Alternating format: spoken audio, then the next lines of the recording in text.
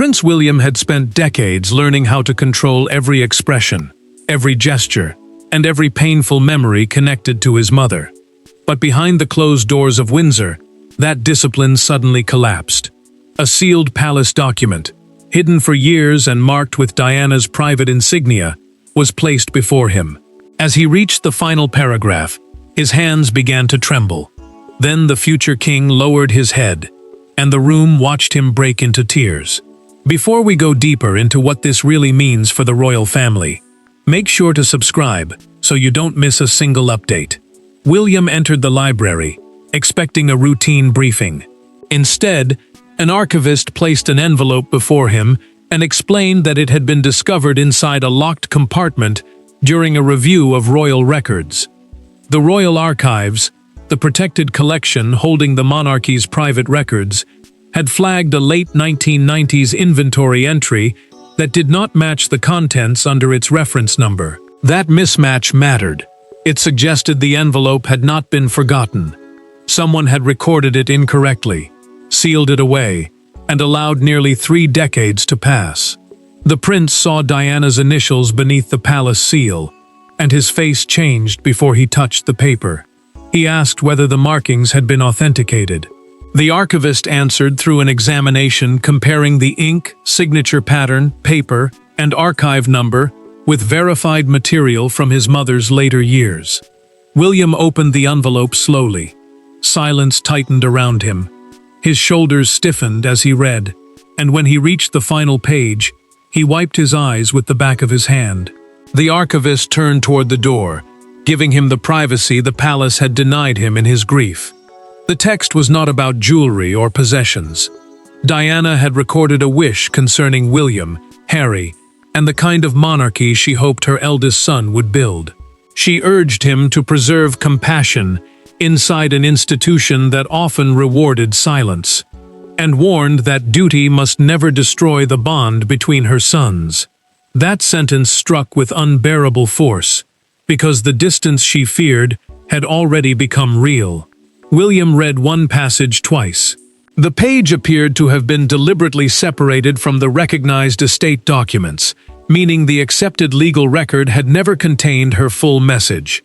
He closed the file, pressed both palms against the table, and asked for King Charles to be summoned privately. One sentence concerned his father directly. His tears had exposed the wound, but the names inside Diana's final message were about to turn private grief into a crisis involving a father, 2 sons, and a monarchy still haunted by the woman it could never forget. The document did not simply speak to William as an heir. It spoke to him as a son who had been forced to grieve under the gaze of the world. Yet Diana's words also reached beyond him.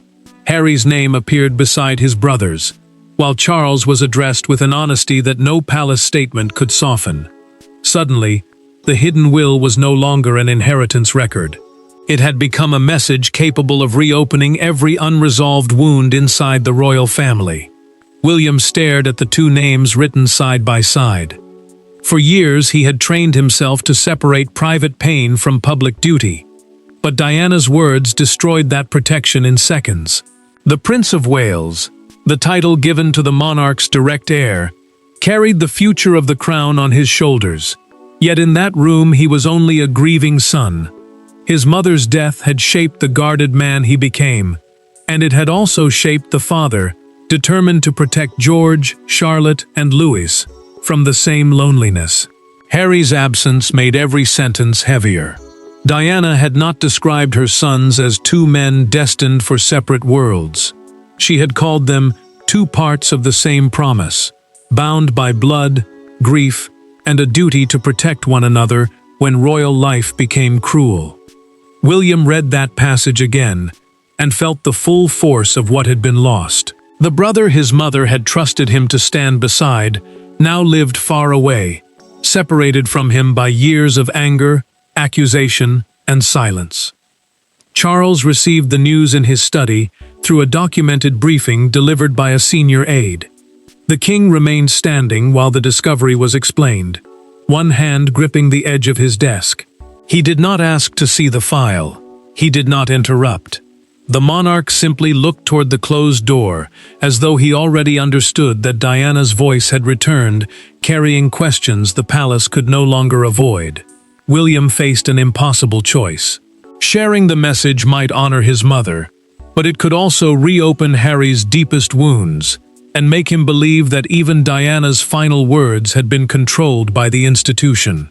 The crown, meaning the monarchy as an institution rather than the physical object, had already placed duty between the brothers. Now their mother's message warned him never to let it turn them permanently against each other. Another paragraph cut even deeper. Diana had feared that the palace might one day demand emotional silence from her sons in the name of stability, asking them to bury pain so the monarchy could appear unshaken. William closed his eyes, because that fear had already become reality. The prince turned to the archivist and made his decision. Harry would be informed before any palace committee read a single line. But as Charles waited behind another closed door, no one knew whether the father named inside Diana's final message would support that choice, or stop it. The family now understood what was at stake, yet the real danger lay buried in the past, inside one specific palace encounter that had caused Diana's final instructions to disappear. Years before the document surfaced, Diana had experienced one final moment that convinced her private wishes were no longer safe inside ordinary royal channels. It happened after a tense memorial planning meeting at Kensington Palace, when she learned that decisions concerning her sons could be made without her voice carrying any lasting authority. That evening, shaken but determined, she summoned a trusted legal advisor, closed the drawing room doors, and dictated an additional instruction that would later vanish from the recognized record. Diana had already begun to fear what duty might do to William and Harry.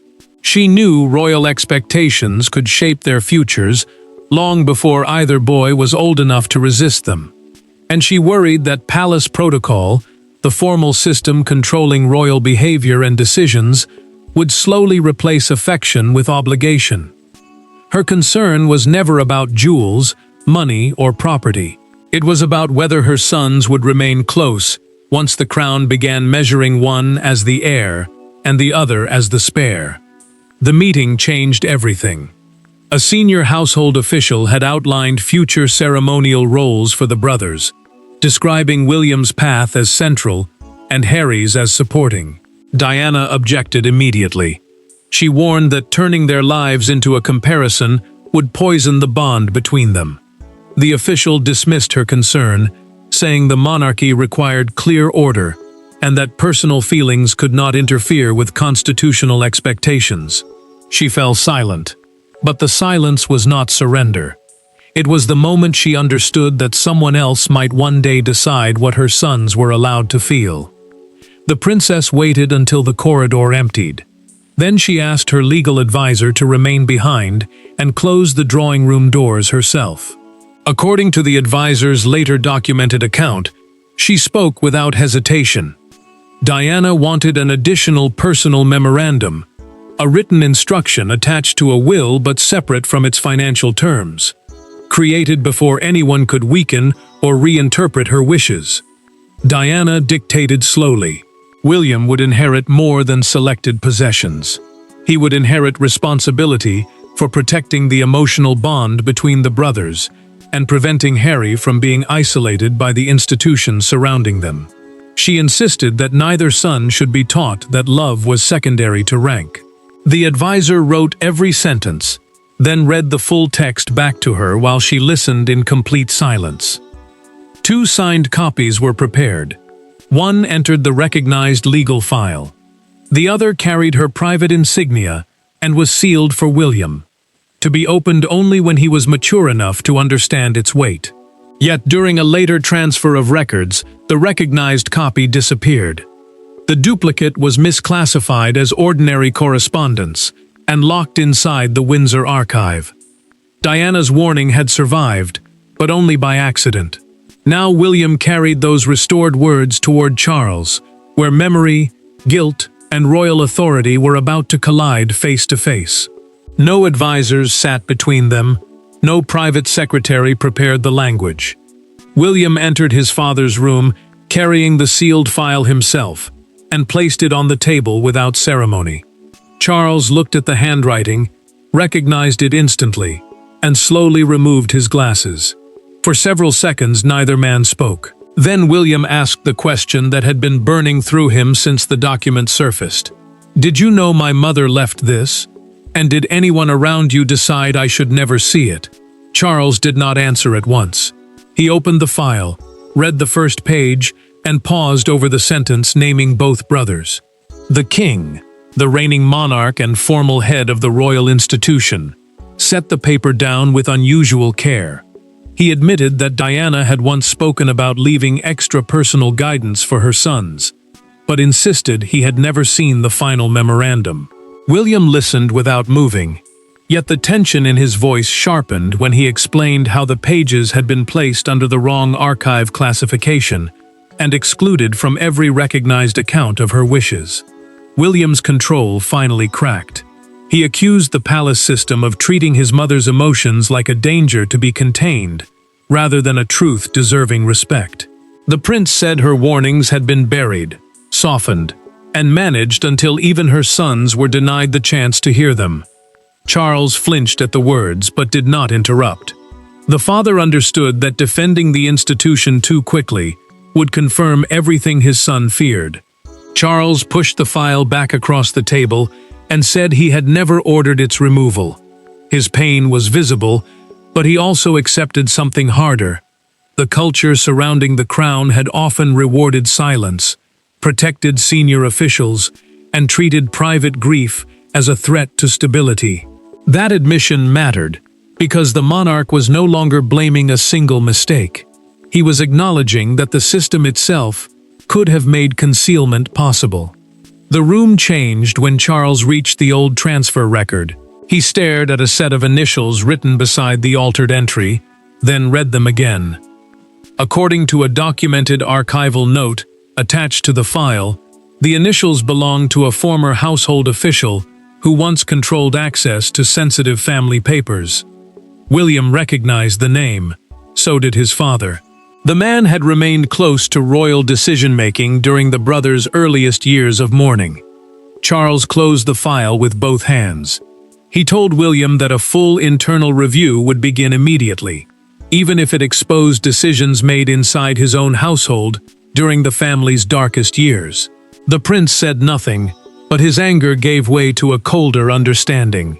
His father had surrendered the protection of silence. Yet authorizing an investigation did not mean controlling it, and the person who now held the greatest power was neither father nor son. The monarchy could survive grief, scandal, and family conflict. What it feared most was a documented chain of responsibility. Control of that chain rested with the keeper of the royal archives, a woman who had spent her career protecting history from manipulation. When Charles requested the complete transfer ledger, she did not bow to urgency.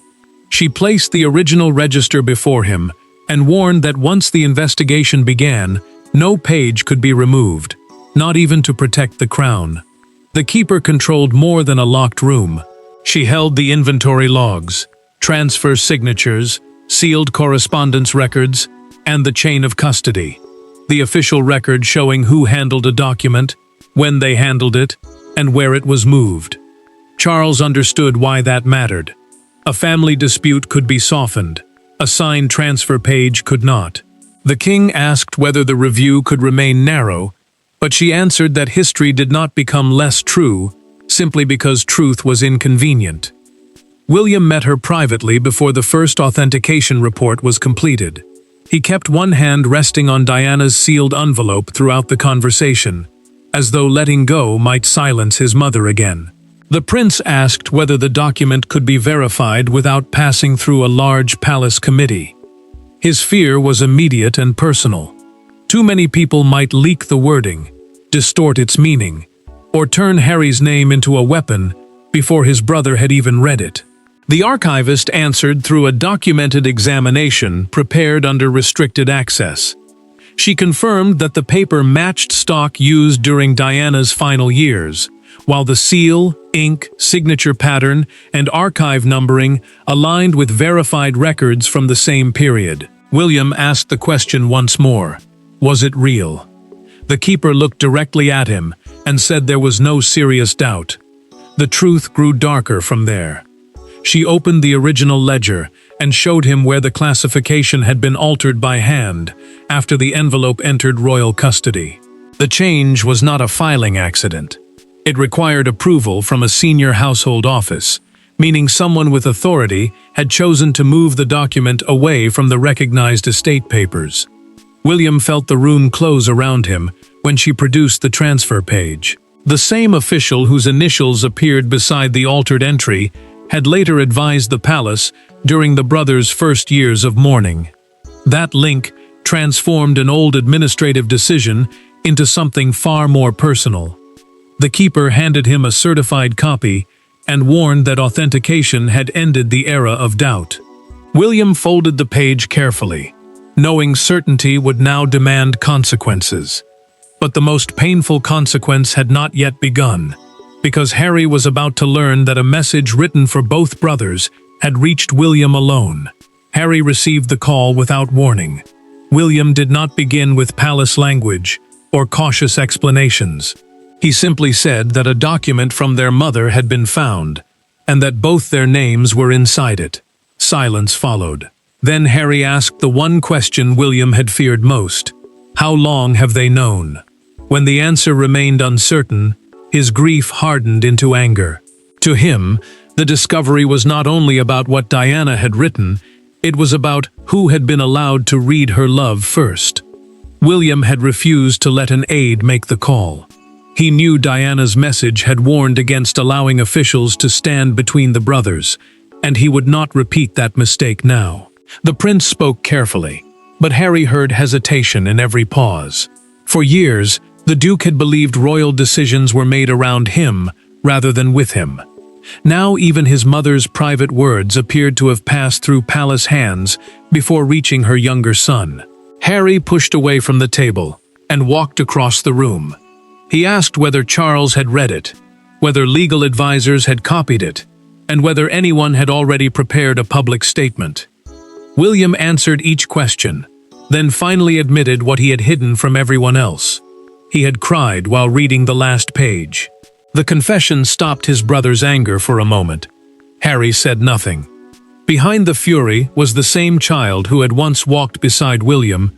Through grief neither boy understood. The silence did not last. Harry returned and demanded an exact copy, not a palace summary and not selected passages. He insisted Diana had addressed him as a son, not as a secondary royal figure whose feelings could be filtered for convenience. William agreed, but he asked his brother to wait until the authentication process was complete. That request nearly shattered the fragile calm between them. Charles acted before the dispute could spread further. Through a recorded instruction delivered to the archive keeper, the king removed the retired official's remaining honorary access to royal records. Honorary access meant a former servant could still consult restricted historical material with permission. Investigators also began checking whether other personal files had been deliberately misclassified. Rumors escaped anyway. Staff noticed an emergency meeting involving legal advisors and the keeper of the records, and whispers moved through the palace before any official announcement could be prepared. Charles ordered complete silence until both sons had read every word, but the pressure was already building. Harry finally agreed to come. His condition was absolute: no courtiers, no communications teams, and no prepared language waiting on the table. William accepted without hesitation. The first consequences had begun, but Diana's message could still divide her sons forever unless they faced each other with nothing, not even the crown, standing between them. For the first time in years, William and Harry sat together with no advisor, no camera, and no palace official waiting outside the door. Between them lay the document that had survived secrecy, misclassification, and decades of silence. Neither brother reached for it immediately. William finally broke the stillness by admitting that he had failed to protect their bond. Harry looked down at Diana's signature and answered that perhaps they had both spent too long fighting the institution instead of speaking honestly to each other. William had chosen a private room with no ceremonial purpose. There were no portraits of monarchs, no official desk, and no symbols reminding either man of rank. That mattered because the crown, the monarchy as an institution rather than the physical object, had shaped nearly every difficult conversation between them. Here, they were not heir and spare. They were two sons, facing words their mother had written before either understood how far apart they might one day become. The prince lifted the original document and placed it directly into Harry's hands. He did not offer a copy. He did not keep the pages on his side of the table. The gesture was simple, but its meaning was unmistakable. Diana's final message belonged equally to both brothers. Harry unfolded the pages slowly and stopped at the passage describing him as emotionally fearless. His fingers pressed against the paper as William watched without speaking. Harry's anger began to loosen.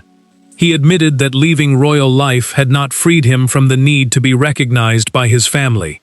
Distance had protected him from palace control, but it had not erased the pain of feeling unwanted. William answered with a truth of his own. Becoming heir had taught him to hide grief, control every reaction, and mistake silence for strength. The future king confessed that he had protected his role more carefully than he had protected their bond. The final instruction changed everything. Through Diana's signed memorandum, she asked her sons not to preserve her memory through bitterness or revenge. She wanted them to honor her by treating others with greater humanity than the institution had shown her.